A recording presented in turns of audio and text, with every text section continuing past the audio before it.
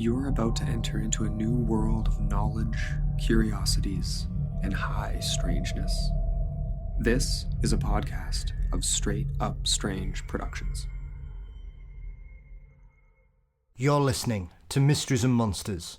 I'm your host, Paul Bestel.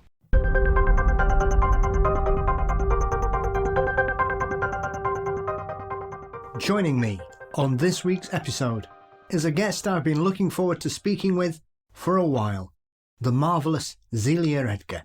Her new book, Just Another Tinfoil Hat Presents, is a compendium of curious cases, including some of my favourite Fortean conundrums and several I really wasn't aware of.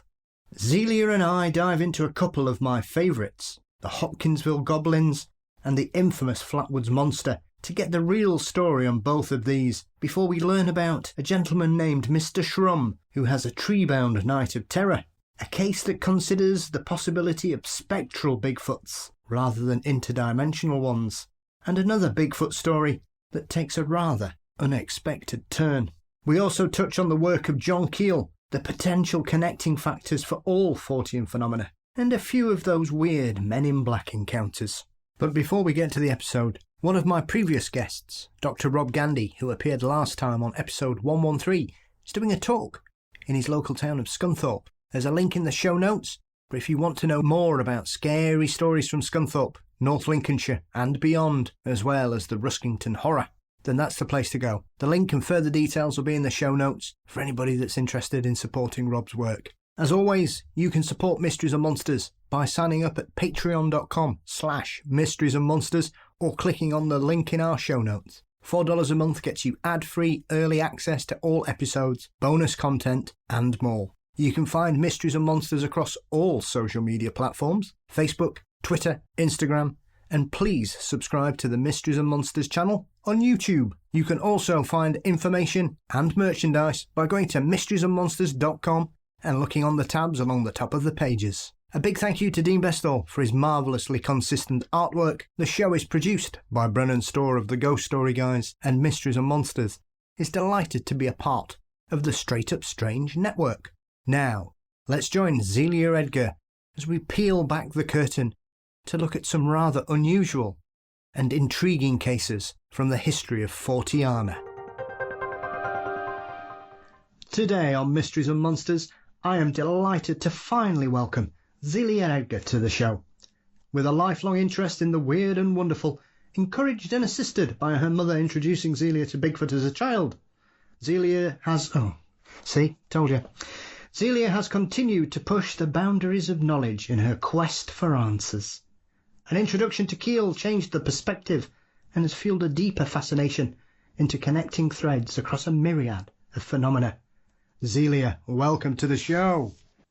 Well, hey, thank you so much for having me on. I'm very excited to be here. I'm very excited to have you here. Thank you so much. I love the part of your introduction in this wonderful book that you've recently released, Zelia, that tells us about your mum introducing you to some of the weird and wonderful documentaries she saw as a child herself. And it made me chuckle, primarily because it seems to have, your mum's got the bitten by the Bigfoot bug by trying to keep you entertained as well. And it's kind of set you on a path where sort of 15, 20 years later, you've kind of, I think you're really beginning to plough your own furrow in the field. Well, thank you. And yeah, my mom actually was a huge inspiration for becoming interested specifically in the paranormal. You know, when I think back to being very young, I can't remember a time where I wasn't interested in, things that were just generally considered kind of weird, kind of out there. And I blame part of this on growing up in the fantastically weird state of Wisconsin, which of course is known for having hauntings and the 3 UFO capitals of the world, tons of sightings with Dogman, even 2 infamous cannibals. You kind of are steeped in that weirdness just growing up here. My family, too, has a pretty decent history of strange sightings and encounters, whether it was a haunted house where my mom grew up, to many UFO sightings by different family members, or even my grandma, when she was a kid, actually remembered hearing from a neighbor that a large hairy arm had burst in through their window. And of course, that's in southwestern Wisconsin. So, I've had this lifelong interest kind of in a general way in the unexplained. But it really wasn't until I was about 8 years old that my mom did indeed introduce me to Bigfoot. And the funniest thing about it is that, as a kid, I was also really interested, like, especially in like the sciences and stuff like that. And so my mom remembered all of like those old documentaries growing up in the 70s, especially the Peter Graves documentary. And she remembered Bigfoot kind of as like, an urban legend that as a kid it freaked her out. But then she grew up and she kind of was like, oh, that's kind of a funny thing. As a matter of fact, one time when she worked for the Wisconsin DNR as a field archaeologist, she was in this remote location and she turned to her friend and said, hey, it's a good thing I don't believe in Bigfoot anymore. Otherwise, I'd be pretty scared. So when I was 8 years old, she was like, well, this will be fun. It's just a little urban legend. We can kind of get interested in that. And yeah, it'll keep Zelia entertained. So her plan worked and it also didn't work because from that point on, I was hooked. Cryptozoology was my obsession for a very long time. And it was immediately kicked off by, especially the Patterson-Gimlin footage and watching a lot of the documentaries about Bigfoot. Now, interestingly enough, my mom, as she's, getting me involved as a kid, she's looking at this stuff and she's like, I don't think this is an urban legend. And she started looking into it, realizing, hey, there's a lot of credible people, a lot of normal people who have sightings of Bigfoot. And so, yes, from that point on, she completely reversed her, previous thoughts on it and now does have a pretty devout interest in the Sasquatch phenomenon. So, yeah, that was my intro into specifically paranormal research. And it was cemented, a mere 2 years later when I met Linda Godfrey, the famous Wisconsin dogman researcher, at a book signing. And, seeing a fellow Wisconsinite, an adult, and a woman who was really making a life around this and taking this phenomena seriously, that meant the world to me. And then it was less than a year after that when I met Chad Lewis, another Wisconsin researcher, at one of his many presentations. I always say I've kind of grown up going to his book signings and his lectures on various topics such as ghosts and strange creatures and UFOs. And from that point on, meeting those two Wisconsin researchers of the weird, that really set a course for my life. And the rest is pretty much history. I think it's marvellous as well, Zelia, because as someone who got into the subjects that we're going to discuss today at a similar age, primarily, once again, we were introduced to it through a TV series over here called Arthur C. Clarke's Mysterious World, which was the first time I ever saw the Patterson's-Gimlin footage. But living in the UK, we didn't really have an appetite for Bigfoot stories or Sasquatch tales. It all seemed to be pointing out towards the Himalayas, and everybody was talking about the Yeti rather than Bigfoot here. So it's very interesting that you've been allowed to nurture your interests and develop them and really sort of dive into them at a remarkably young age. And yet, as someone, as I say, that similarly dove into this subject and fell in love with it at that point, it's very interesting how, because I didn't have that kind of exposure, I kind of drifted away from it and sort of took a back seat until sort of 5 years ago and decided to sort of indulge myself with my first love of wonderful weirdness, as it were. So I think it's remarkable and a testament to your drive and your passion and the support network that you've got about you, Zelia, that you have been able to develop such an understanding and a thirst for this subject from such an early age. Oh, yes. And I feel very fortunate to have, a family that actually accepts it. That's something I always bring up because there are so many people that, I've talked to, of course, being in this field, have similar interests. And they talk about, oh, well, my family doesn't like this stuff. They don't believe in this stuff, or, they never really wanted me to get into it. And so there is a lot of familial kickback to people who are either interested in the paranormal or even people who experience it. And so I definitely feel fortunate that, my extended family even was not just open to discussing their experiences, but also, they kind of, especially, my grandma and my aunts and my mom, of course, they really looked at my interest and they looked at my passion for this and they supported it, and they actually encouraged me to, if I'm interested in this, go for it. And that is something that I am very, very lucky to have, and I do realize that. I'll tell you something that made me chuckle. I heard you speaking on another show talking about your book, and you remarked that Scooby-Doo convinced you that ghosts weren't real for a long time. Yep, that's correct. And that really made me laugh because I look back and I think about it and I think, oh, of course, yeah. I mean, all the monsters were people in suits and incredible suits, it would seem, at the time. And yes, that really made me laugh because it is an interesting aspect of it. And when you look at the topics that you cover as well, I'm deeply interested in when you kind of had your awakening through the work of John Keel, Zelia, because I think it's often something that people hark back to John Keel's work as this kind of almost biblical sense of learning that John had at the end of the 60s and the 70s and some of the great works that he produced. And I think often a lot of people kind of look back at it and kind of leave it where it is. And it's really refreshing and exciting, I suppose, for someone like myself to see your appetite and your love of Keel's theories and his work. So when did that sort of take hold for you? Because that's quite a leap from the normal kind of interests in cryptozoology and paranormality. Yes, well, that has like a two-part answer. It actually ties directly back to the Scooby-Doo thing, which I'm glad you brought up because that's something I hadn't thought about in a long time. But then I remembered recently, I don't know what I was talking about that jogged my memory, that for the longest time, my obsession with cryptozoology, I would believe anything about that. Like, there could be a whole population of Bigfoots. There could be, dogmen, things like that. The very physical, we're looking for an undiscovered animal sense of the word, cryptozoology. And yeah, Scooby-Doo convinced me that ghosts, that wasn't a thing, to the point that around that age, again, 8 or 9 years old, when I would hear stories about the haunted house where my mom grew up, I remember once asking at a family gathering, well, are you sure someone wasn't pulling a prank on you? I don't know how the activity they experienced could necessarily be any sort of prank without some very intense setup, but that is a whole nother topic. But no, I always say that I actually rediscovered Keel in my late teens. And I say rediscovered because unbeknownst to me, I actually did end up reading one of his books very early in my interest. When I was around 9 years old, the Beaver Dam Public Library had The Complete Guide to Mysterious Beings. And I read it and I loved it. And for years, I had no idea who had written it. All I remembered was that there was this great kind of compilation book of all of these weird cases. And so I wonder how much of that kind of worked itself into my subconscious, because when I rediscovered it years later, I was like, oh my gosh, this is it. And it's Keel. But no, when I finally had, as you kind of mentioned, the sort of Keelian awakening, I was in my kind of mid to late teens. And it's a sort of roundabout way that I actually, discovered his work at that time, because I ended up watching the Mothman Prophecies movie before reading the book. And I know that probably sounds sacrilege, but I watched the movie and, I'd watched it with my family. I remember my mom saying, hey, well, this is based on true events. What do you know about that?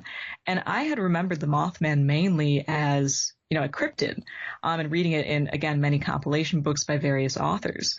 And so I remember specifically telling her, I was like, I think that they probably pulled, a Hollywood thing and made this a lot crazier than it actually was.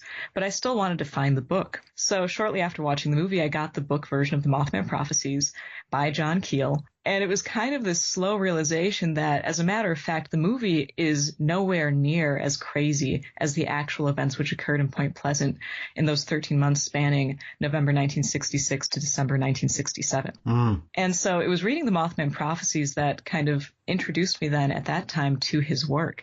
And the intriguing thing is that at that point in time, I was still looking at things in a very separate way. My interest in the paranormal, again, it started really devoutly with cryptozoology. And then later on, when I finally got rid of the Scooby-Doo hypothesis, it started including spectrology. And then finally, in my mid-teens to late teens, it settled for ufology. And so when I read the Mothman Prophecies, I was still very much in the mindset of the extraterrestrial hypothesis. And I remember reading through it and thinking to myself, oh, well, obviously, there was some weird thing, the Mothman, who knows what that is? It doesn't seem like it can really be a physical creature, but it's some sort of maybe spectral manifestation. There was like prophetic ESP type stuff going on. And obviously all the lights in the sky, while the little green men were just interested in what's going on. Again, forgive me, I was young.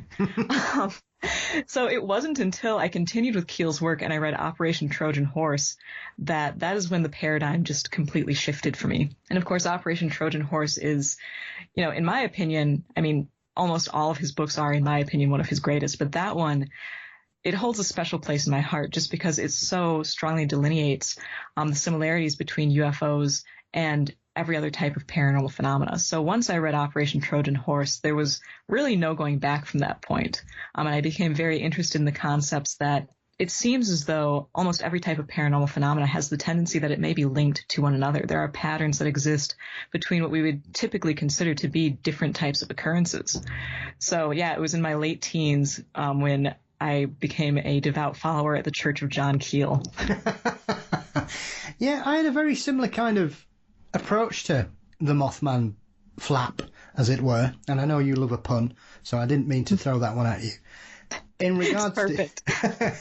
In regards to the Mothman, I basically came at it knowing about the creature sightings and those incidents that were going on around the TNT area and some of the other weird incidents that were involving this creature. And then from that point onwards, I was then aware of the film. So I watched the film. I remember watching it when it first came out, Zelia, and I didn't like it. I thought, this is a bit weird. I'm not really buying this. Where's the monster?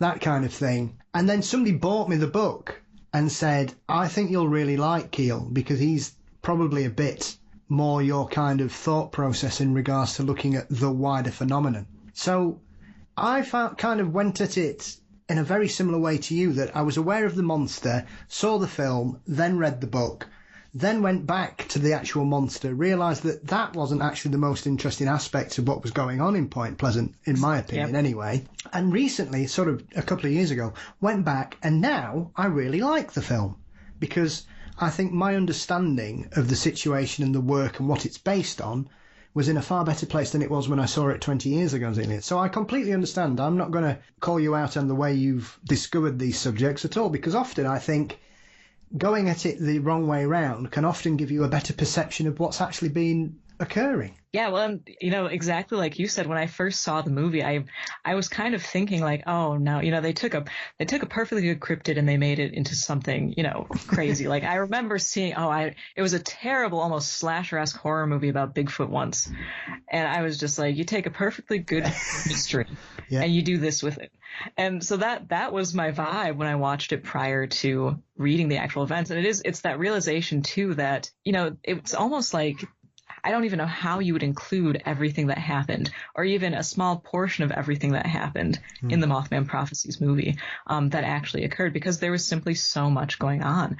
I mean, not only was there the UFO phenomena, there was also the poltergeist outbreaks, the cases of, almost prophetic type dreams, and also the fact that the monster, like you said, not to say the Mothman isn't interesting, but it does seem to be kind of the least important or least interesting aspect of what was actually going on there. Yeah. And I find it intriguing too that it even seems as though, you have these cases where people describe what we'd consider to be the classic Mothman, a humanoid type figure with wings and these glowing eyes.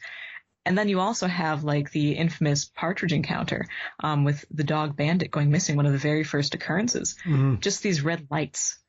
So when we try and even pin down one aspect of what was going on, what was the monster, we find ourselves almost unable to even answer that. It was just so anomalous. Yeah. And I think, it stands the whole case in great stead that here we are, 55 years later, talking about probably one of the most seminal works in Fortean literature, Zelia. And it still stands up now. I recently had to buy another copy of it because my dog-eared copy that was 20 years old had simply given up the ghost and just collapsed on me. So I'd ended up having to get a new copy. But I think that's just testament that it's still a book that I must have read, I don't know, a dozen times. And I still find myself going back to it perhaps once a year, once every 18 months. Because I think, as with a lot of Keel's work, he's one of those researchers that repeat readings really do pay dividends, because I think often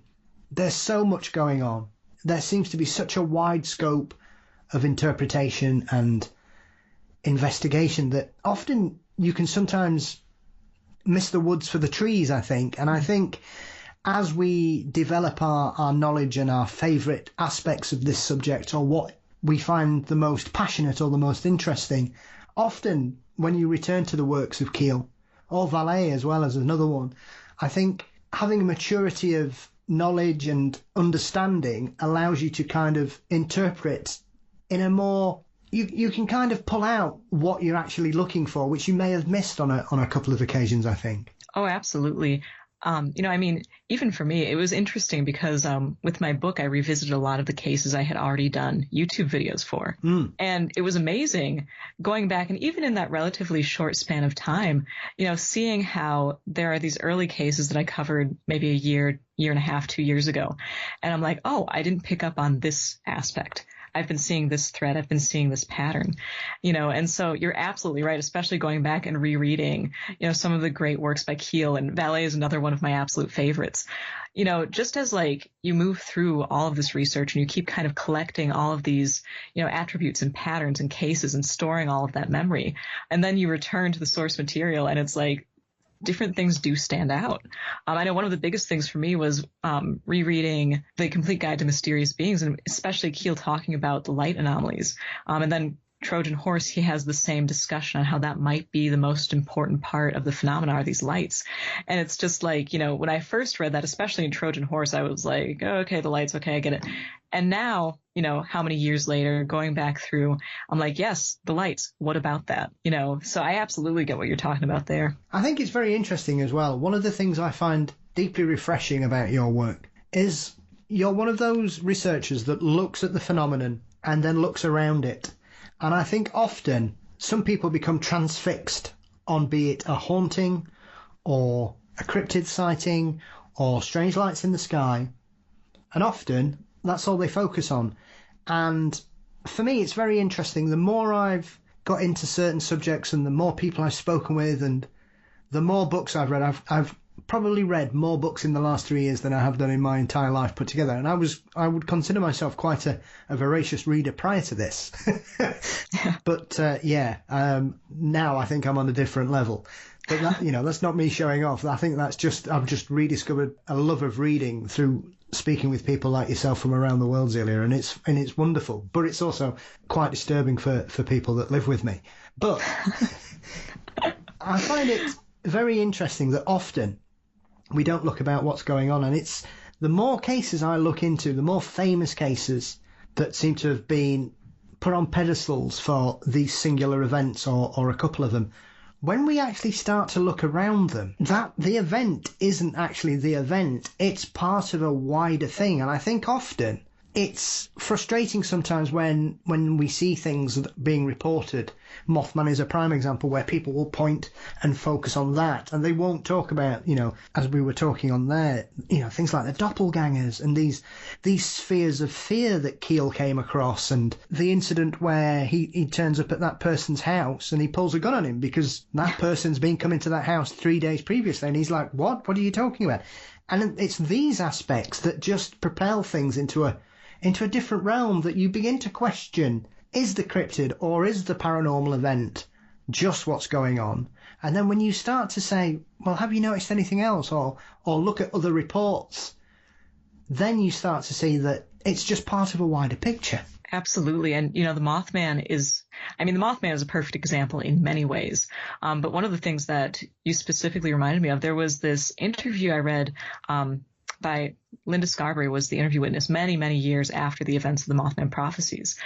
And she said something which, not much, I don't want to say freaks me out, but not much really unnerves me going through this field anymore. I've been interested in it for so long that when I read through these encounters, I can respect that people are frightened by them, and I can respect that obviously it's very shocking to the witness. But for me personally, I treat it way more with interest and excitement than fear. But there was a line from this interview that actually got to me, and she was asked, what do you think the Mothman was? And she said something to the effect of how she believed it was a distraction for whatever else was going on. And that, to me, spoke volumes. And Keel, of course, had hinted about that through many of his works, that, the thing that we're all focusing on. In Trojan Horse, it was mainly him talking about UFOs and how it's the hard and fast craft and the flying saucers, and how big was it? How many, exhaust pipes did it have? Was there a propeller? Were there windows?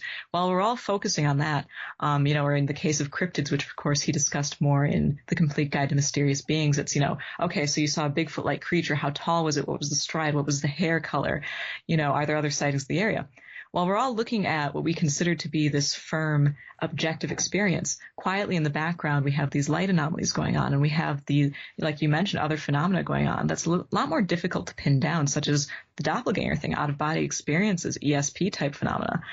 And I think that was one thing when I just read that line in that interview that called to mind again everything that Keel had been discussing, how maybe we are looking at the wrong direction. Valet, of course, even had his kind of concept of the projector, that everyone's so busy at the movie theater looking at the movie, no one looks behind to see what's actually projecting the film. And that, to me, really speaks volumes about the phenomena. Very true.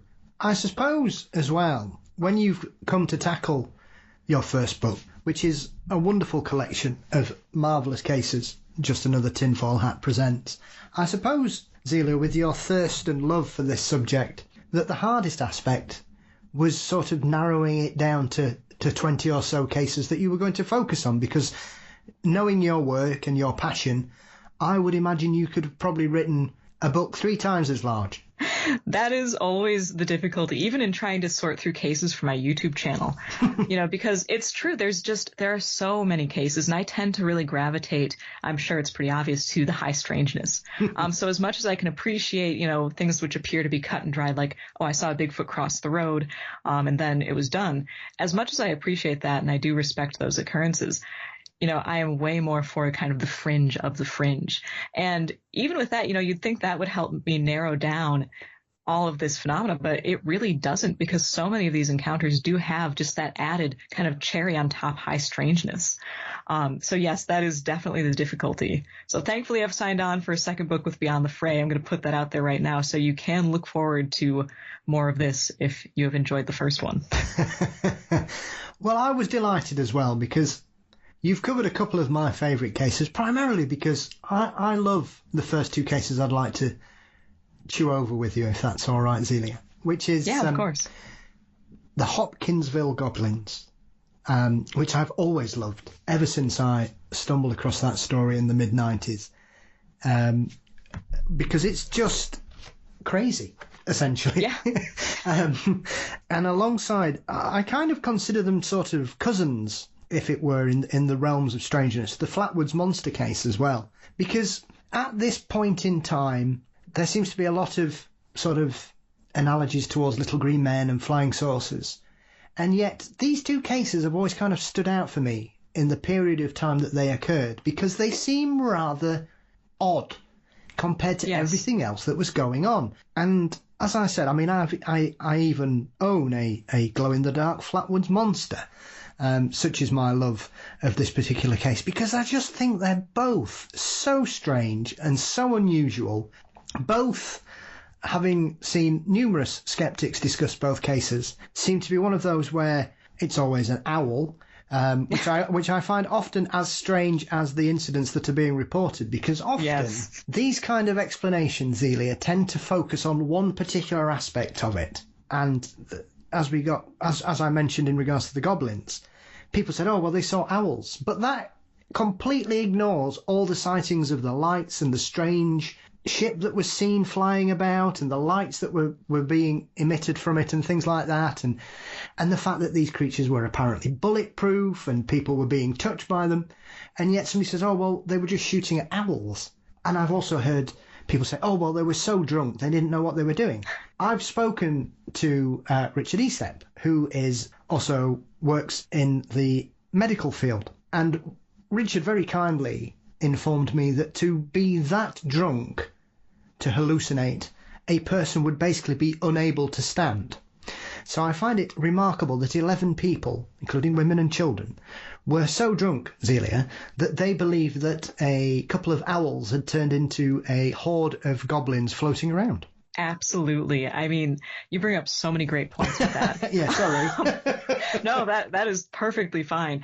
Because I remember that's something that always stood out to me too, especially from the Kelly Hopkinsville case. And there is so much to be said about these 2 particular cases. So I'm going to start off by saying that you're totally right. They are almost outliers. When you look at this era of the 1950s, and you look at like the growing interest in UFOs and UFO occupants, these cases are incredibly strange. And the thing that always stood out to me with both of them is how very much the beings, the anomalies involved, they seem almost like something that would come straight out of a creature feature type movie. And I do think that there's a lot of validity to the concept that possibly whatever the paranormal is capable of reflecting or also kind of repelling our beliefs about it, in utilizing our iconography and symbolism to give these almost theatrical type performances. So I do wonder how much of an influence then pop culture has back on the phenomena. Because yeah, these two cases, they seem like something out of a B-movie type creature feature. But no, as far as the, oh, well, everyone was just a drunk hypothesis, that has always bothered me to no end, truly. Specifically, too, in the Kelly Hopkinsville case, that was something that was ruled out right away. The matriarch of, the Sutton Langford home actually forbid alcohol at the residence. And the cops, when they showed up, in the middle of the night to see what was going on at this place, specifically looked for it.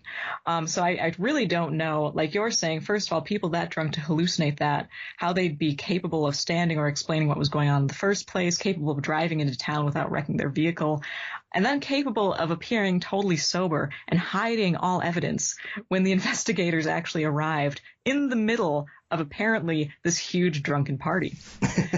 Beyond that as well, even just to take a step back from that and look at the concept that, these events are strictly hallucinatory, because that's another thing I've heard time and time again used by skeptics. They're these waking dream type events. My question then always is, okay, so you have a group of people then all hallucinating the same thing. To me, that raises more questions than answers regarding these experiences. Because, yeah, indeed, if you have, okay, we'll say that they just happened to hallucinate these entities attacking the home. Never mind the trace evidence and the fact that there were other anomalies spotted in the area. How come they all hallucinated the exact same thing? So I know any attempt to explain these things in those ways, I mean, it's like once the explanation, oh, well, it was this, they were drunk, they hallucinated, and then the lid's just put on it and no more discussion. That's always bothered me.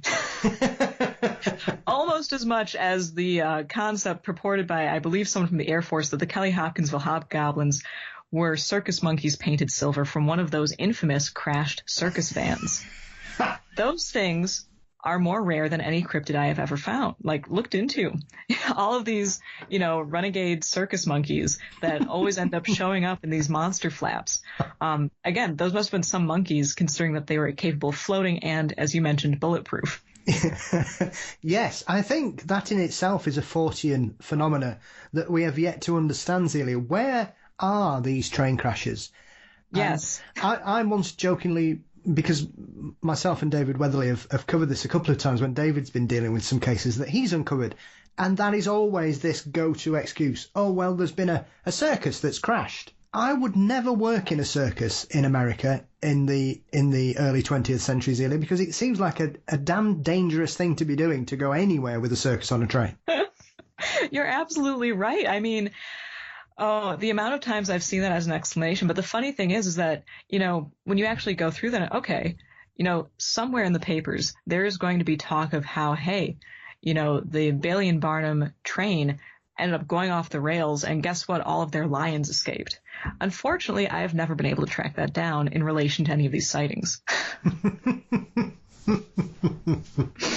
But it's one of those things, and I think often when we deal with weird phenomenon, I think the simplistic explanations, I find it, I suspect you are very similar to me, Zelia, that when you see an explanation as cut and dried as that, it just doesn't sit well, because primarily we will go, well, where's the report of that happening then? There's no evidence for it. Yep. And I think, as I have mentioned on a few shows with people, I think often these excuses were given at a time where people would simply accept what they read, and they'll go, oh, well, the newspaper have said it's this that happened 30 miles away, and we can't be bothered to go where this is supposed to have happened or get the paper from that area, so therefore it must have happened. Whereas nowadays, we will just go, oh, let's Google train crash near Hopkinsville.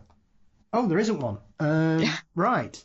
So what's going on here? And I think there's a lot of that in some of these stories where, And it's the same in lots of phenomenon. I've seen ghosts described as a pet rat or a loose floorboard, and you're like, what? A loose floorboard's floating books about? What are you talking about? So that's some floorboard. Oh, not half. Or it's, and I've mentioned this before, all UFO sightings were swamp gas and things like this. And you just think, eventually, people just get sick of it. And I would imagine, for someone like yourself, Zelia, you see something like that and you're like, no. Yeah. Well, for me, it's one of those laugh or cry situations. So, thankfully, usually there's something totally insane enough that you can actually laugh at it, such as the silver-painted circus monkeys. But no, that's the thing, too, is that, when you have these cases, it's true. You have the one aspect that people really seem to kind of glom onto, and usually it's the most out there, most unbelievable aspect. And that seems to be what, the dogmatic skeptics really try to explain away. Like the Mothman, in light of the fact that there was so much other stuff going on. Well, we got to explain this, and guess what? It was a sandhill crane, or of course the Kelly Hopkinsville case. Never mind the fact that these people had a long, extensive contact with these strange beings. There were physical traces left, and there were even some other sightings of strange lights in the sky at the time. They were owls or they were silver-painted circus monkeys. And the really frustrating thing is that not only does it just not take into account the full scope of even one event, but also, when it comes right down to it, I think that it's easy for people who don't have an interest then to be like, oh, I heard about that. The Patterson-Gimlin footage, that was a suit. I heard about the Mothman, that was a sandhill crane. Because people who really can't be bothered by the phenomena, can't be bothered by the paranormal, and no shade there, people have different interests. But, they'll just kind of glom onto something believable, even if what's believable didn't happen. What's unbelievable occurred. And that is kind of the tricky thing, is that in trying to appear to be practical and the practical explanation for what happened, it's just simply ignoring the evidence.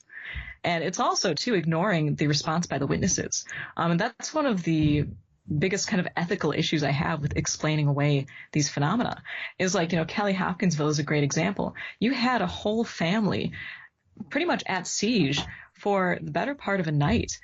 They were actually firing. A neighbor did say that it sounded like there was a war going on next door because he heard so much gunfire. And so you have these people genuinely frightened by this event that's going on, then being, ridiculed, made fun of. There was a lot of kickback, and there is a lot of kickback in many of these encounters when people see these things that are unexplainable. And I think that also takes away from some of the explanations that have been put forward, because if we are to believe that these people were either so drunk or hallucinating, surely one of the family would have been shot, no? Another great point. I know, and that's the thing, is that when you have these, when you really start dissecting, again, these practical, skeptical explanations, it doesn't even look at most of the evidence, and it leaves so many more questions, not just about the phenomena, but like you said, about, what actually occurred. Because, yeah, if you do have people, like you mentioned, so drunk that they're shooting at owls, believing that they're little green or little gray men, someone would have been harmed. It's very difficult to think that would not be the case. And again, too, that is,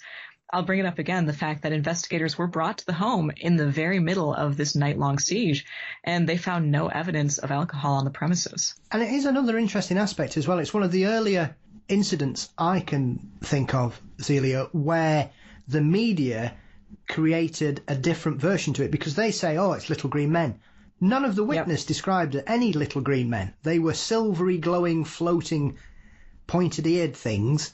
And the other aspect of it is that they seem to be attracted by the gunfire. It seemed to bring them back, which would kind of say, well, animals would tend to disperse from a loud noise, and also that when they were hit, they seemed to glow. Yes, there are so many specific and very strange aspects about this case. And in a way, too, it's almost lost in the media frenzy that really happened with it, because not only were the witnesses painted as, unfortunately, hillbillies, and, there's a lot of joking around about moonshine on the premises, which was a blatant lie.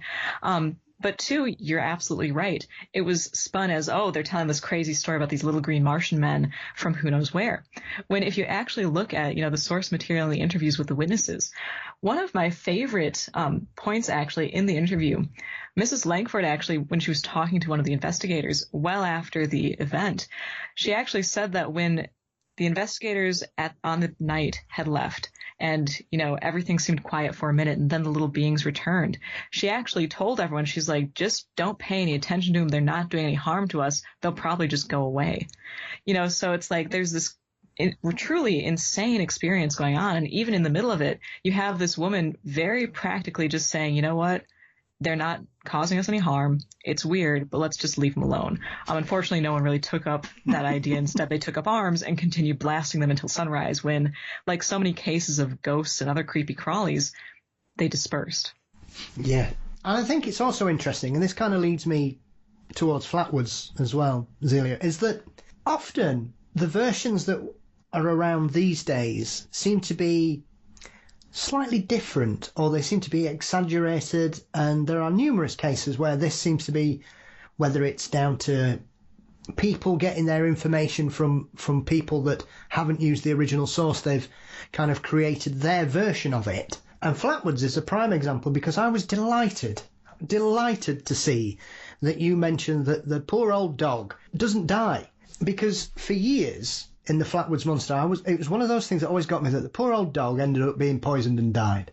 And you're one of the first people in the modern era that I've seen that seems to have gone back to the original source where there's no mention of this dog dying. I don't know when this started, but I was like, yes. I was very pleased to come across that bit of information as well. So I'm glad. I've been getting that response from a lot of people who are like, the dog didn't die. I'm like, I know, it didn't. It was fine. Yes, I was very pleased about that as well. And actually, I found that from an interview with two of the main witnesses, Fred and Eddie May, in the Small Town Monsters Flatwoods documentary. Mm-hmm. And they said, too, they were like, yeah, the dog was fine. It appeared to be sick and nauseous after the event. We see this a lot in cases where dogs come into close contact with strange beings or with UFOs. But no, it was fine. And I was thrilled when I saw that, because I had read one account, and you're totally right, even early accounts of the Flatwoods extravaganza have that tidbit in there that the dog perished. I found one where the count was up to 3 or 4 dogs from the neighborhood dying. And so it was getting progressively worse, and then, found the actual interview with 2 of the key witnesses who said, nope, it was fine. That made my day when I came across that one.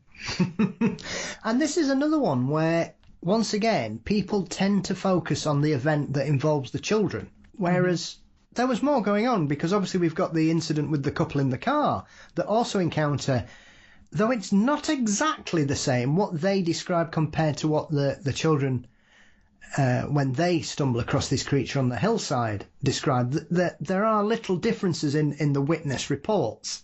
But once again, I think when it comes to a case like Flatwoods, people focus on the main event with the most witnesses and not the one with the couple in the car that come across it.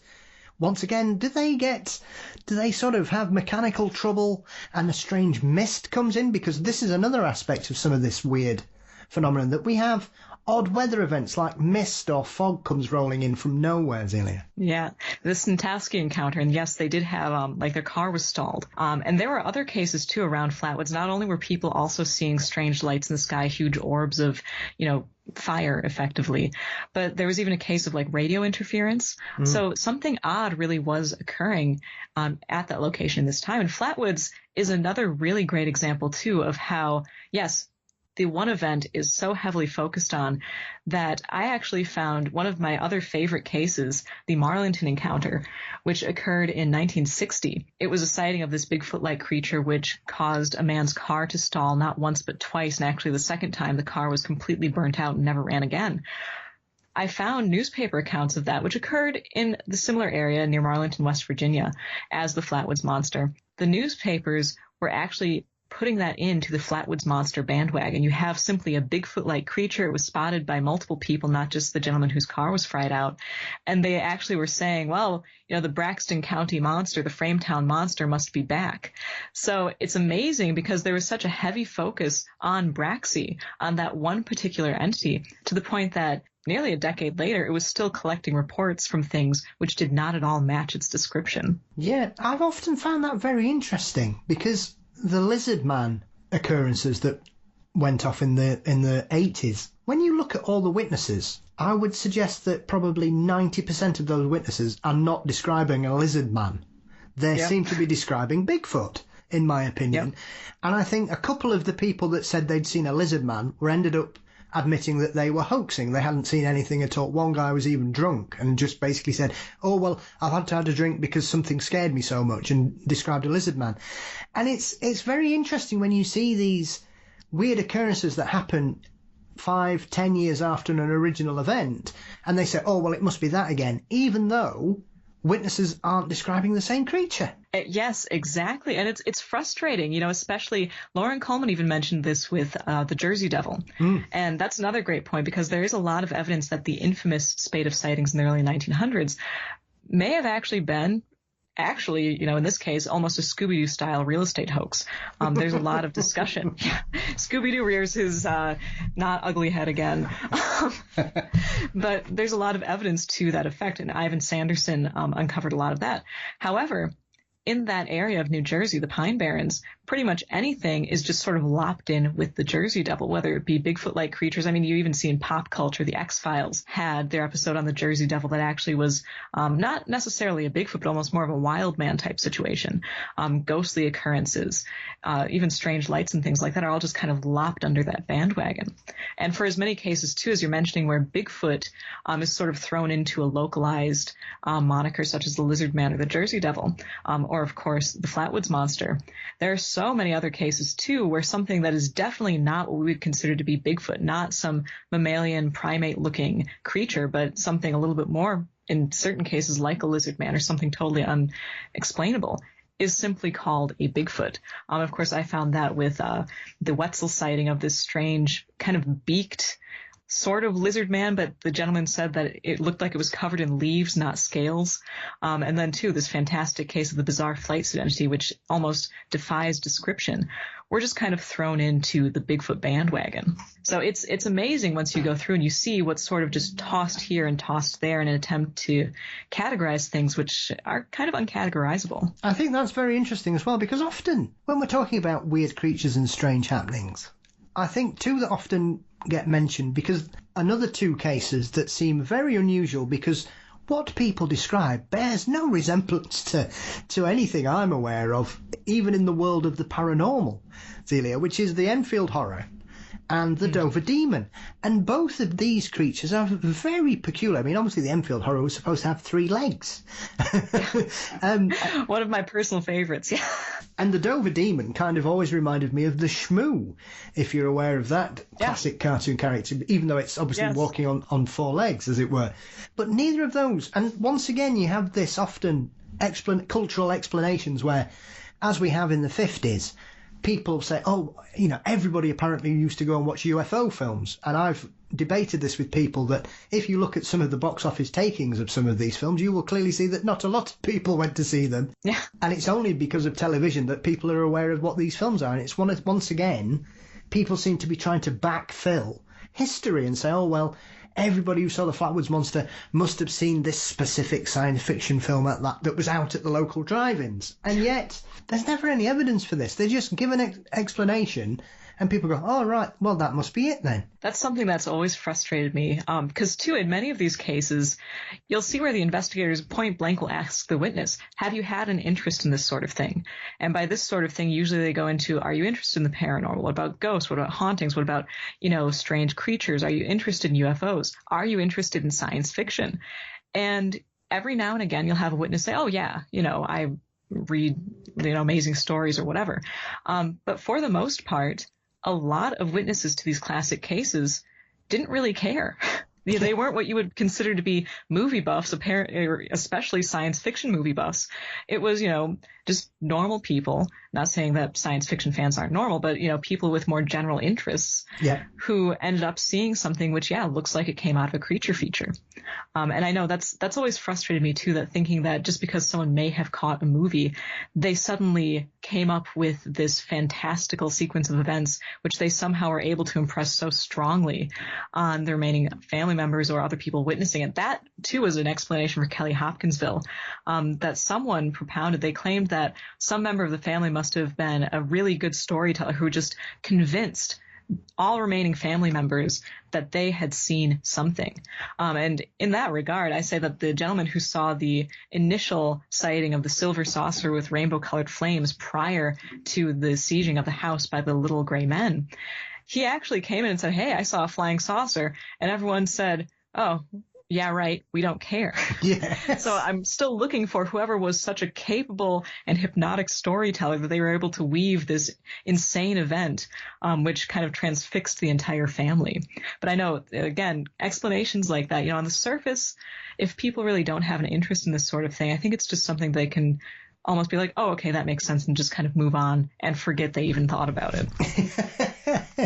It is remarkable how often these simple explanations just get taken on board. And as you were talking there, I was considering the infamous case of Freddie Valentich, the Australian pilot who disappeared on a flight. Yeah. And I've heard people say, oh, well, Close Encounters of the Third Kind had come out. So that's what happened. But that doesn't explain that his plane vanished and he's never been found. There was no wreckage found. There's a recording of something clearly strange happening, going on, sadly, at the end of that. And it is one of those pieces of footage that if anybody's never heard it, if you track it down, I would advise you not to listen to it late at night because it is deeply unsettling. Yeah, no, I know. And that's the thing is, again, these explanations on the face, it's kind of like, and believe me, I love Scully. Mulder's my favorite, but she's great too. Yeah. So, forgive me any X-Files fans out there. But it's kind of like how she always starts the episode and she's like, oh, well, this isn't happening. It can't happen. Aliens aren't real, Mulder. The thing happens. Aliens are real. And then by the next episode, it's like she just totally forgot about it.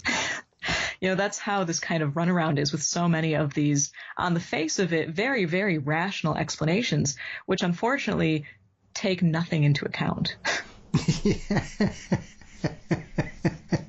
It's frustrating as well because as we touched on Bigfoot and the Patterson Gimlin, I've often heard many a person say, oh well, it was clearly a suit, and they point it all out. Now, as you may have gathered during this conversation, I have a love of monster films and B movies and sci-fi. I've seen, I would probably suggest, every good and mostly all the bad Bigfoot films ever made. The amount of good Bigfoot films I can think of off the top of my head, I can probably count on 3 fingers. Let me know what they are, because I'm still looking. Well, I'm a big fan. I have to say, I was late to the party when it came to Willow Creek, but that really did frighten me the last half hour of that film, I have to say. But I find it incredible that, once again, it's this kind of, oh, well, it was clearly a B movie. And I've always said, if you wanted to look at how clever special effects were at the time, Planet of the Apes was released the year after. Yep. And yes. That is clearly Roddy McDowall in a rubber mask, right? And that's a major studio production. And I find it incredible that people are trying to say that Roger Patterson was able to get the greatest special effects wizards in the world to create such a realistic suit that we're still arguing about it 54 years later. And nobody in Hollywood gave him a job. Exactly. I am glad you brought that up because actually, too, again, I also love, horror movies and sci-fi movies and stuff like that. And, too, I also have a special interest actually in costuming and movie costumes. And so it's, all the scientists in the world have discussed how, there are different theories on the Patterson-Gimlin footage. And actually a good proportion that I would say, I've heard many times from different scientists, people who study animals and, motion and things like that, say that this appears to be a real animal. However, the thing that really convinced me, the final thing where I was like, you know what, this is definitely something anomalous, was actually when I saw a series of interviews with costumers. And specifically, there was this one where there was a gentleman talking about how the way that the musculature moves underneath the fur, the only conceivable way you could do that is with a specific type of material, which wasn't invented until I think the 90s. And so, again, now we're not just looking for at that point in time, the world's absolute best costumer for, ape costumes. We're also looking for someone who apparently was a time traveler to get this specific type of material, which wasn't made until decades later. Not to mention someone capable of wearing that outfit who would be able to have their joints match up to what's, shown in the film. But yeah, no, it was actually the costuming side of things that finally for me, I was like, okay, I'm no longer, on the fence about this one. This definitely was something unexplained. Yeah, that's always been the reason I'm on the side of it being something living. personally, Zelia, because not that I'm saying I'm some kind of expert, but I know enough about films of that era to know that there was nothing like that available at all. Yeah. But you might have solved the mystery there, that what we are actually dealing with is a prankster special effects guru from sort of 10 years in the future who has actually gone back to 1967 and created this. Maybe that's what the real mystery here is. I think he travels around with a posse of floating silver monkeys too. Yeah, well, he found them after a train crash, so anything could happen. Oh, that's great. Jeez. One of the best things about your book as well, Zelia, amongst many other things, is that there are 2 or 3 cases that I was not aware of. And one of them that really, really intrigued me is the 3-ring circus of Cisco Grove. I think often when we're dealing with weird cases and strange incidents, often, as I mentioned at the beginning, it must be hard to sort of whittle these down. But I think often it's difficult not just to play to the fans, Zelia, and come out with the greatest hits that everybody's going to expect you to focus on certain cases. So I'm always delighted when I get a book and I come across cases that I'm not very aware of or I know next to nothing about, and this is one of those. So how did you come across this one? And for anybody who's not aware of it, could you just give us a bit of a synopsis about this? Yeah, of course. So in September of 1964, there was a gentleman by the name of Donald Shrum, and he and 2 friends decided to go hunting over the weekend near Cisco Grove, California. Now, at some point throughout the evening, Shrum became separated from his 2 companions, who they actually found their way back to camp, but not before one of them saw what they believed was a strange meteor in the sky. Unfortunately for Donald, he was alone for the night. He could not make his way back to camp, and because of bears in the area, he thought that it would be best if he tried to, get to some safety. So he actually found kind of like a rickety tree. He was only able to get up into a branch by climbing onto a granite outcropping nearby and jumping up there. And so that's how he figured he'd spend the night. It was uncomfortable, but he would live. Well, at some point during the evening, he saw what he thought was a helicopter light up in the sky, and he figured that his friends must have sent, help to go and find him. So immediately he lit 3 signal fires, and then, in what must have been a very chilling realization, came to understand that this was not a helicopter, it was simply this strange light that ended up zooming close towards him. Now, this case, it really is a 3-ring circus, in my opinion, because what followed was a night where he was under siege by these strange beings. 2, there was a classic, huge mothership parked over a nearby canyon. It sent out what he claimed was some sort of scout ship. As soon as that appeared to land in the nearby brush, he saw these strange 2 different types of entities, some strange humanoids in kind of a tight-fitting suit, where all he could really make out, too, on their face were these like huge glowing eyes that he said looked like almost welding goggles. In addition to that, he also claimed that there were these robotic-like entities which were joined up with these humanoids. And he spent the entire night lashed up to this tree with his belt because throughout the course of the evening, not only did the entities take notice of him, but the robot kept emitting this strange vapor or mist which would cause him to black out. And he really felt as though whatever these beings were trying to take him. So it's kind of an alien abduction in that sense, except not anything that, we'd be used to after the common alien abduction trope of missing time and all that. Now, this case really, it's an incredibly strange case. Because it really falls squarely, if you look at the face of it and if you're looking at things conventionally, into the UFO field. However, the behavior of the beings and the behavior, too, of the craft, again, I'm a huge fan of kind of the cross-boundary type ideas propounded by Keel. And to me, this is a really great example of this case. Something that stands out to me is that he actually saw that these beings appeared to be afraid of his fire because, of course, he had the 3 signal fires lit. And one of the first actions that the entities did was to wipe away the remaining embers. So through the night, he actually proceeded to light everything he had on fire, which included his overshirt, his jacket, his hat, all of the money he had in his pockets in an attempt to scare these beings away. However, the weirdest aspect of this is that not only did the beings jump back away from the flames, but when he would do that, the mothership would also appear to jump back. So I think that this is a really great example of how sometimes when we see, these entities or these craft, what are we really looking at? Because there's no conceivable reason in my mind for some huge, majestic mothership from some utopian planet with advanced technology that's hovering, yards and yards and yards away over a canyon to jump back when one man lights his hat on fire. And it calls to mind, to me at least, so many cases where people believe that, especially demonological entities, or even Bigfoot or other spectral type entities are afraid of light or fire.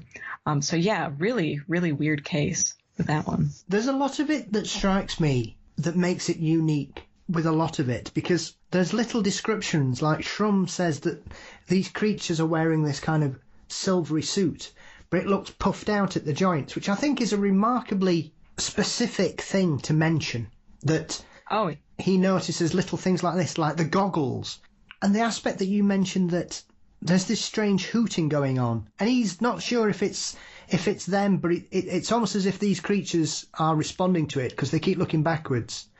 But then he's thinking, well, it's probably an owl as well. But even so, he can hear it and they're responding to it, and he's ended up developing PTSD whenever he hears an owl hoot after this. And there's little things like this that really do set it apart, that whatever's going on, it's just beyond the realms of peculiarity, because there's another aspect of it where this robot creature comes out, because I think there are two creatures wearing similar suits, Zelia, and he comprehends that these two are biological creatures, and he's got a bow and arrow up this tree where he's trying to sort of keep them away from. And so he decides that he's not going to shoot those two because he doesn't want to kill them, but he's going to fire it at the robot.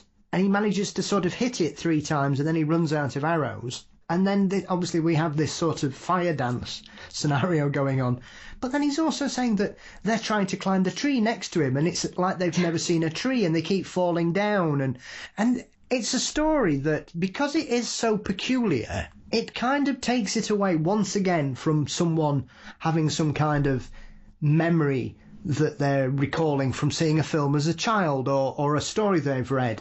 It's so weird that you begin to think, could he really have made all these weird little aspects of it up? Because it's a scary story, but there are so many odd aspects to it that, for me, it takes it to a completely different level. And that's not, and that's on top of everything else that you've touched on. And I think, too, you bring up, it's almost like there's a nonsensical quality to so many of these cases. And for the witness, I imagine that must just amp up the terror, because, as human beings, when we experience anything, we try and fit it into a format that we can understand.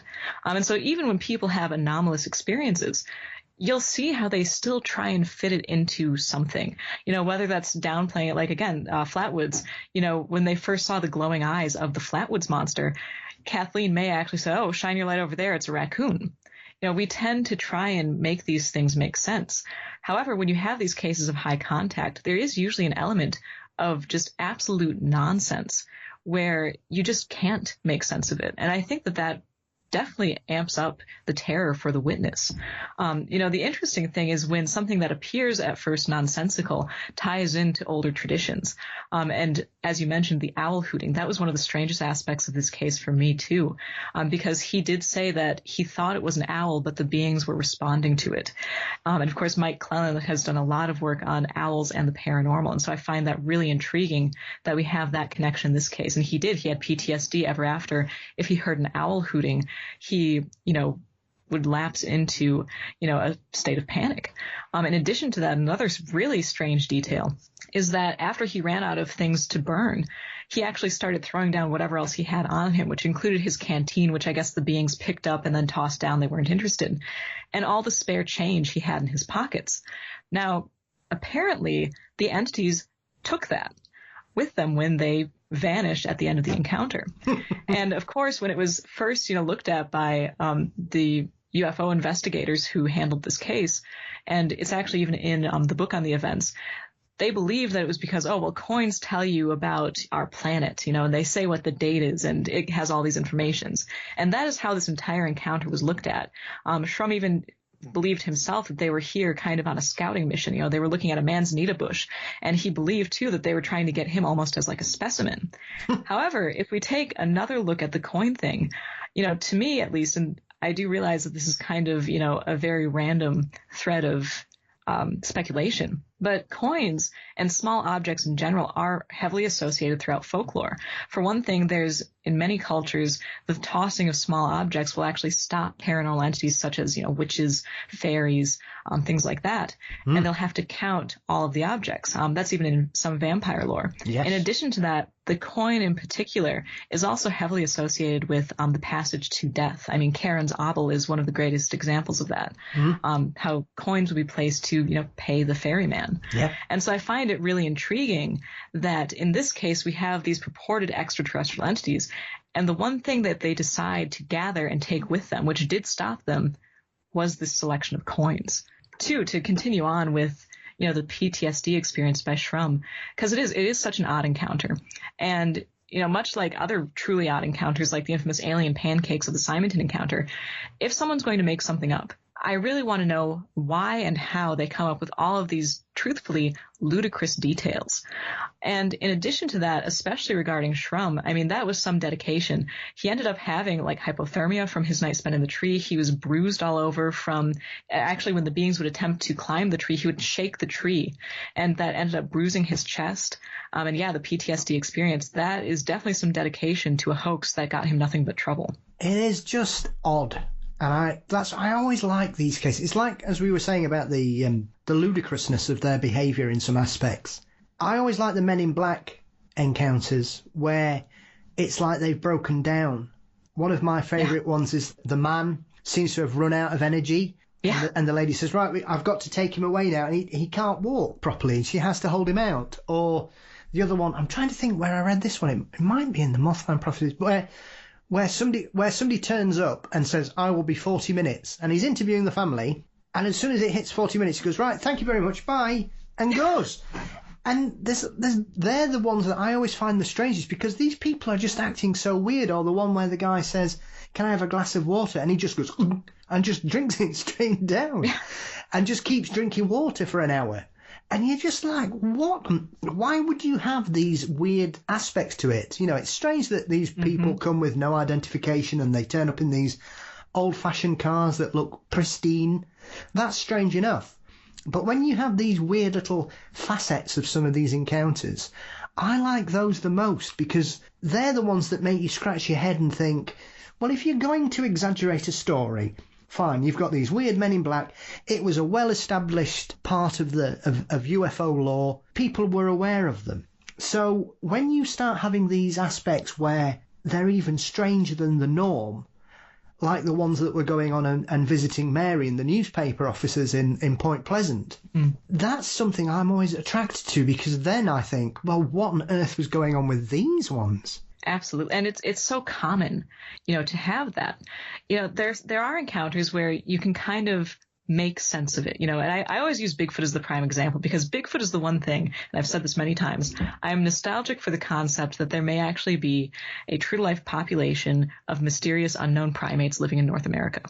Again, maybe it's mainly nostalgia because, you know, I was just a kid when I first read about it, but that's a concept that I would love to have. However, that being said, I truthfully don't believe that accounts for most sightings, just because once you really get into it, so many have attendant high strangeness, that to me, at least, it seems like it would be more in the line of like the super spectrum concept that John Keel postulated, where these things seem to have the ability to almost kind of represent symbolic concepts and things like that, and exist almost more as temporary manifestations.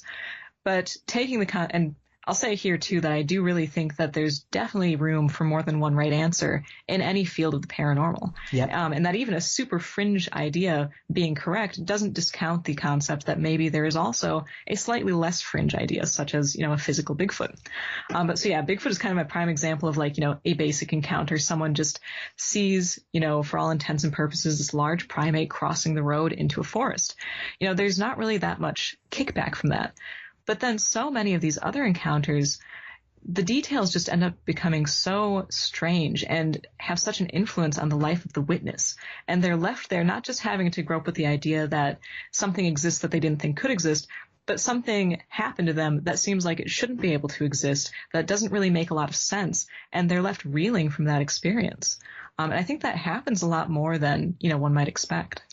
Yeah, I think often when people look at witnesses who are brave enough to come forward, people like Shrum are often overlooked. And I think more often than not, most people, sadly, tend to have a negative aspect to discussing their case or their experience in the wider public. Too often people say, oh, they just want to be famous or whatever.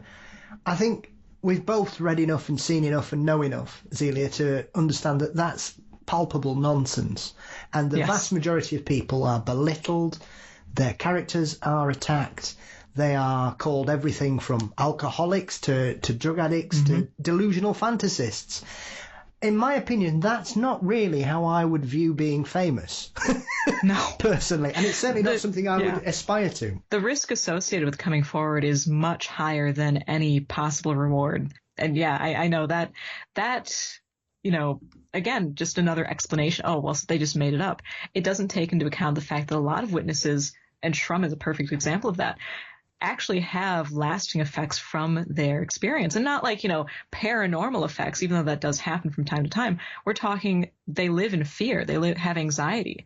They have actual psychological aberrations after something traumatic happening to them. And I think, talking of weird things, I think a good case to look at following on from Shrum's extremely strange encounter is perhaps a creature that could have done with a bit more PR, I think, at the time, which is Roro. Ah, yes. Primarily because it seemed to happen around the same time as Momo, and I would imagine most people who have a love of weird things and strange creatures are aware of Momo. Though I once got into a conversation with someone at a conference, and I was talking about Momo as in the Missouri Monster, and they were talking about Momo as in this alleged internet thing. So we were basically both talking about something called Momo. And it was only after the conversation had finished that I realised that they weren't talking about what I was, and they must have thought I was absolutely mental. Oh my gosh, that is hilarious. I remember when that internet, oh my God. For one thing, I will go on the record and say that image just freaks me out for no good reason. Yeah. Again, I have seen a lot. I love horror movies. I have seen a lot of weird images from the paranormal, weird images from movies. Whatever. For some reason, that one that rubs me the wrong way. I don't like it. But no, to imagine then if you were discussing, hey, well, the spate of sightings in July of 1972 around Louisiana, Missouri, they were probably just like, the what now? Yeah. I said, there's a brilliant documentary on Prime. You should check it out. Just look for Momo. So they probably, God knows what they thought when they downloaded it. Like, what? That's not what we're on about here. What's he on about? That man's not, what is it? What's wrong with hilarious. Him? That's fantastic. But no, you're absolutely right. The Roro, the Rochdale, Indiana creature, occurred right around the same time as the infamous Momo flap. And there are definitely some parallels to be drawn with it. The first one is that actually the entire event was kind of preceded by this exploding light anomaly seen by a brother of what would become the main witness. And again, with Momo too, I mean, there were sightings of fireballs in the area, and I guess that area too is known for spook lights. So you kind of have that parallel. Of course, you also have the parallel that in both cases it was this strange Bigfoot-like creature which had some extremely bizarre tendencies. The Rochdale creature has the distinct honor of seeming like it was almost translucent in some cases. So a lot of the activity centered around the Rogers family, and it began after the exploding light was seen by Lou Rogers' brother. She and her young son actually went out. It was starting to drizzle, to roll up the windows on the family car when they heard this boo or ooh type noise. And actually, too, when you read, some of the initial interviews of the witness, she said that, you're in the country, you hear a lot of weird noises, but then she heard it again.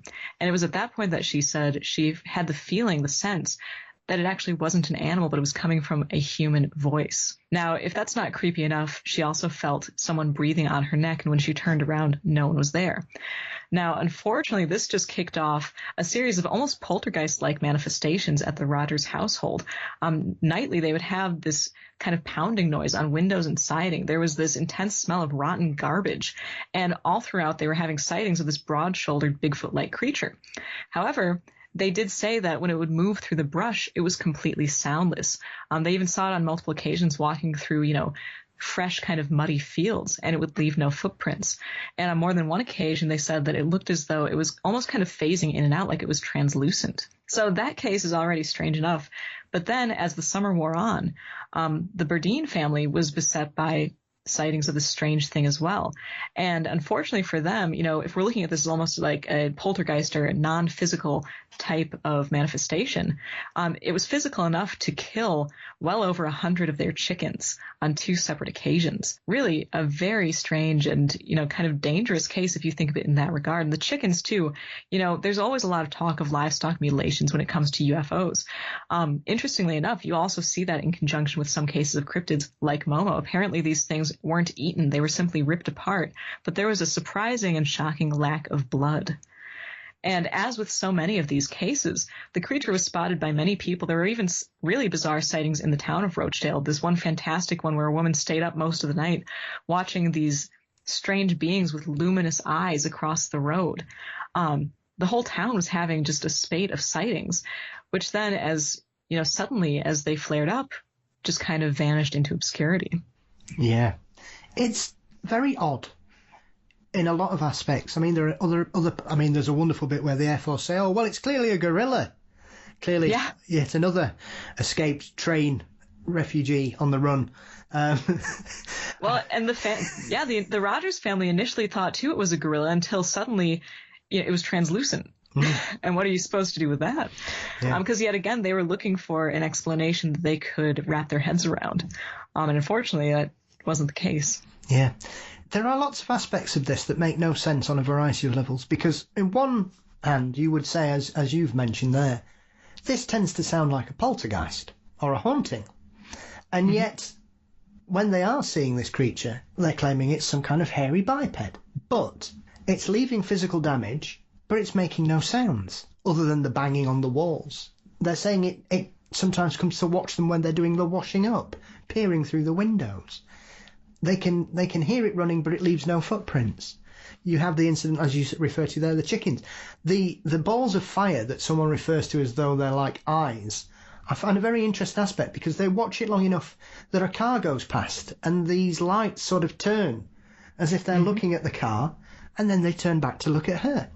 And so you're thinking, well, what on earth's going on? And once again, as we mentioned there, this is one of those incidents where all manner of weirdness goes on for about 3 weeks, and then it stops as abruptly as it starts, and wherever it's been, it's gone back to where it came from, and that's it. It's done. It's over. I always think of this line from The Eighth Tower, where Keel said, "We do not know the places where flying saucers and hairy monsters come from, but we do know where they go. The poor slobs literally melt." And while I'm not sure I really subscribe to that notion, I think that is a good analogy for kind of the temporal nature of these manifestations. And you're bringing up a great point, too, and something that I try really hard to maintain is that so often I feel like when we're looking at paranormal phenomena, and this actually occurred to me with the big disclosure thing that wasn't this past year, is what I've been referring to. That is a can of worms in and of itself. But I tell you, I was getting frustrated to no end because of several ways that UFOs were being treated. The first was that it seemed as though a lot of, I don't know, I watched this one news conference with some guy, I don't remember who it was, and he really made it sound like, prior to the 1950s, no one saw things in the sky, which does not jive with the actual historical record. And in addition to that, he also was making the statement that these things are definitely physical.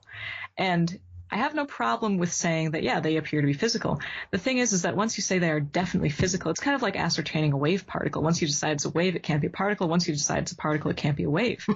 And so when you're dealing with these paranormal phenomena, I really try and maintain the idea that it's almost as though they have to be both. They have to be both physical and non-physical. And I realize that sounds contradictory, but I think that's the only way we'll really make any progress with trying to understand them. Because so often there's a focus on, okay, well, look at the trace evidence. This was a physical occurrence.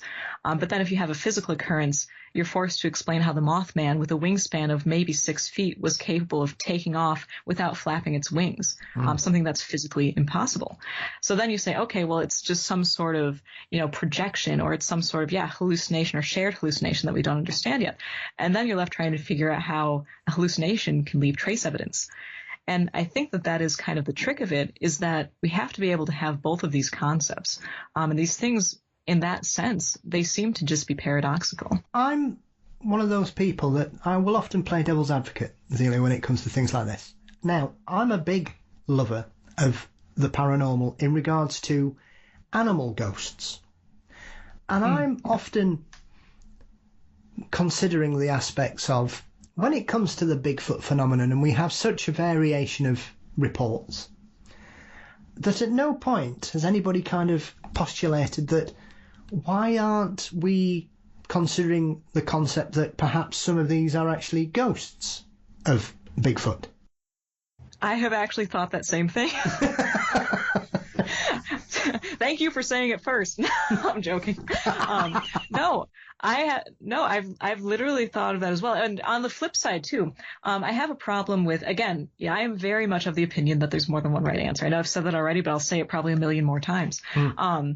Simply because, I try not to be dogmatic about anything. And, moving through all of this research, as much as I love Mulder's catchphrase, I want to believe, I also love Keel's catchphrase, belief is the enemy. Yeah. And so I really try not to pitch my tent in any particular camp. And so in that regard, so often we talk about these Bigfoot encounters, which do appear to be nearly spectral. And immediately most people are like, how do you account for? And then they throw, a really classic Bigfoot case where it seems totally physical and like it could absolutely live there and there could be a slight population. And I'm like, okay, look at it this way. We deal with how many accounts of, devil dogs or hellhounds or the black shuck, these huge spectral dogs. At no point would anyone, even interested in that, try to discount the fact that there are actually real, genuine, physical, large black dogs that exist. And I think that as soon as it's turned to the paranormal, it's like, for some reason, the alarms just go up and people start getting really dogmatic about their particular theory. And I'm like, in my opinion, again, I feel like there could be a huge selection of things going on at any given time with any given phenomena. Yeah, I think it is interesting because, like I say, it is an aspect of the paranormal that I love, and I don't think there are enough. But there is a very famous castle here in the UK that allegedly has the ghost of a monkey that lives in it.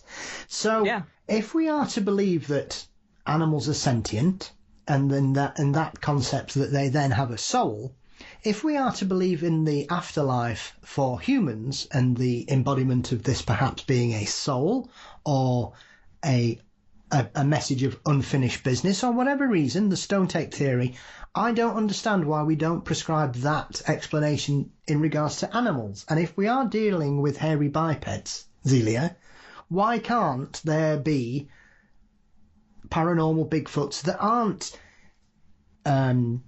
interdimensional creatures or aliens, but they're just ghosts? Yeah, I mean, I actually think that's totally plausible. And even if you look at, okay, maybe there was, it's funny enough that this brings up, I've got 2 younger sisters. My youngest sister is interested in this stuff. She actually, when she was a kid, she would have me tell her, these stories when we were waiting for our mom in the car or whatever.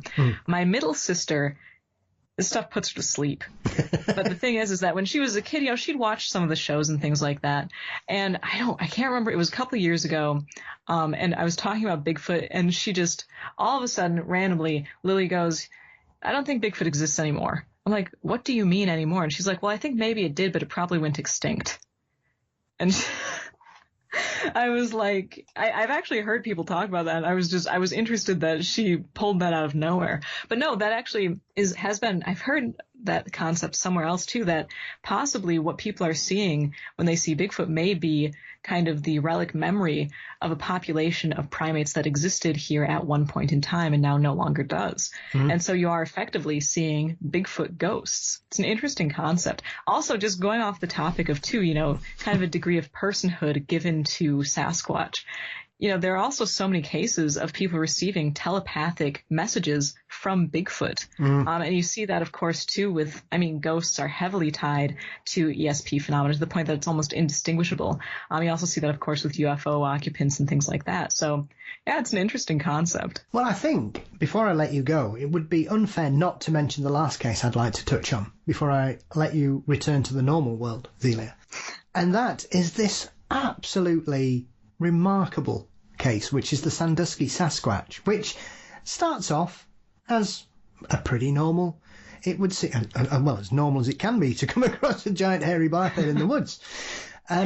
And yet this is one of those stories where it just takes another turn that you just don't see coming. And once again, I think this is that where if you look at the initial incident, it's someone stumbling across a Sasquatch, and then it gets weirder. That is one of my favorite.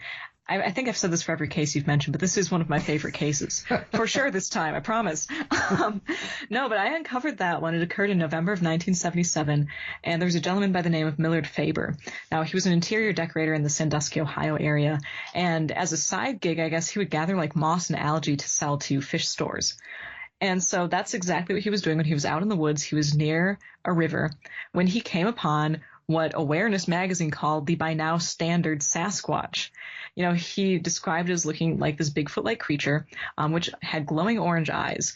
Again, kind of a strange detail. It brings to mind all of the cases of luminescence that like Keel looked at as being possibly paranormal. But for the most part, that's not super out there.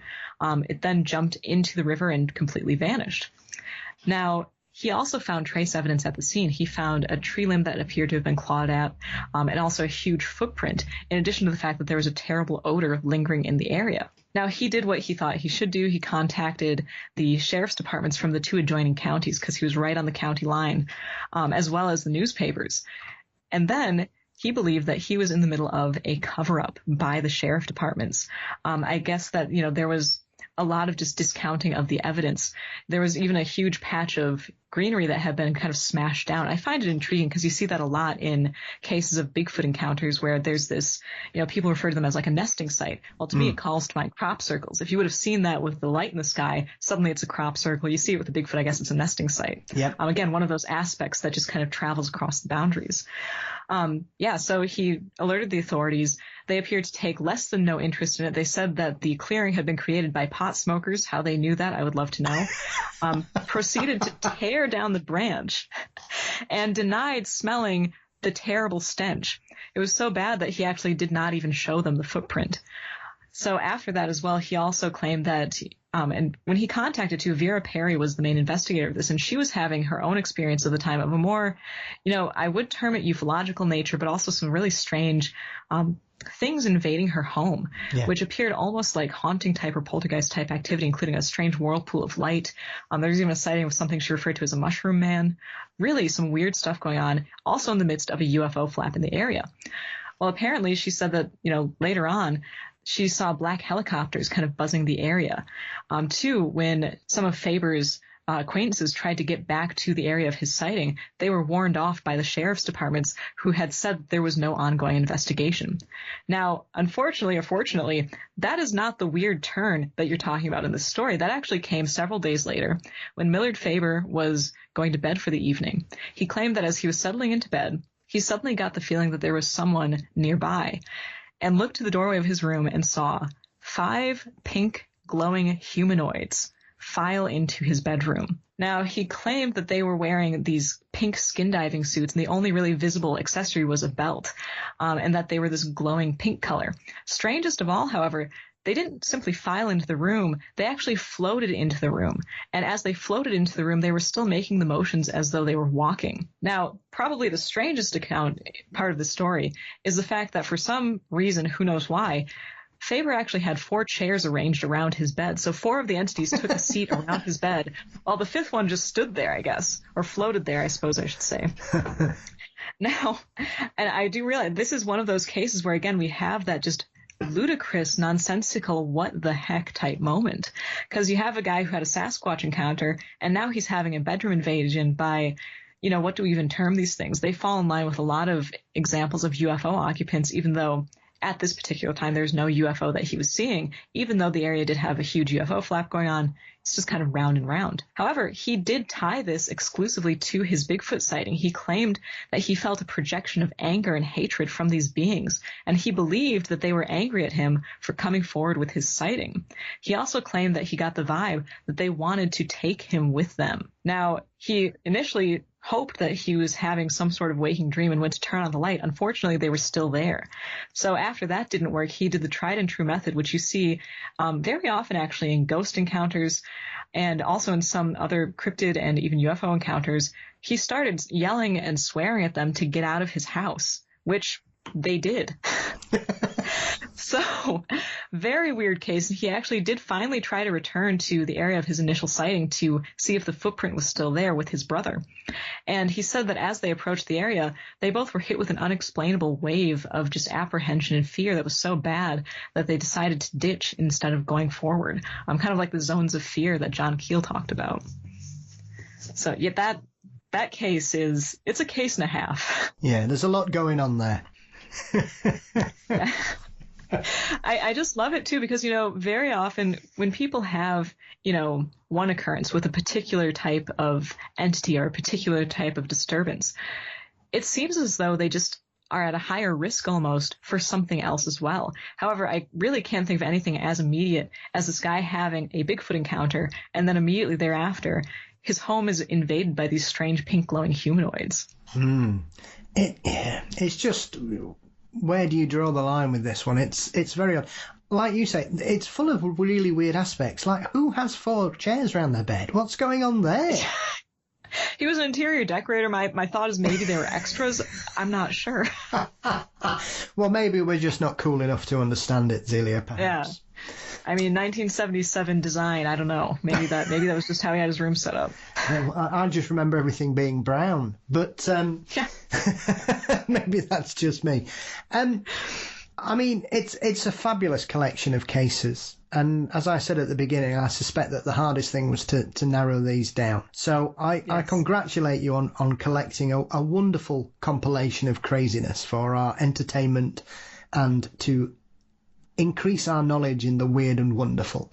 So where can everybody get hold of a copy of the book, Zelia, and keep up to date with your ongoing investigations and reports? Well, first of all, I want to say thank you so much because that is high praise. I think I said before the show started that, just growing up with an interest in this field, it was the paranormal researchers and authors that really were my idols.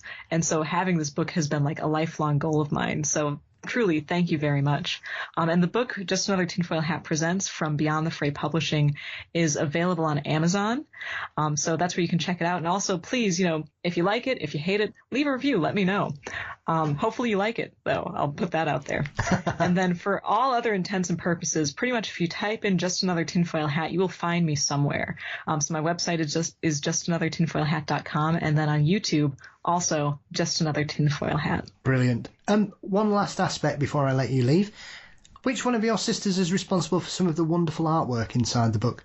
That is my youngest sister, Chloe. So she is the one who would spend hours listening to me tell her about all of these weird things, especially the Enfield horror. That was one of her favorites. Yes, she did the illustrations, and I'm so very proud of her. I love how they turned out. Yes, very, very talented, and they give a real sense of hometown legends to some of these stories. So I congratulate her on a burgeoning talent. Well, thank you. I'll definitely pass along the message because, yeah, I'm very, very happy with how they turned out.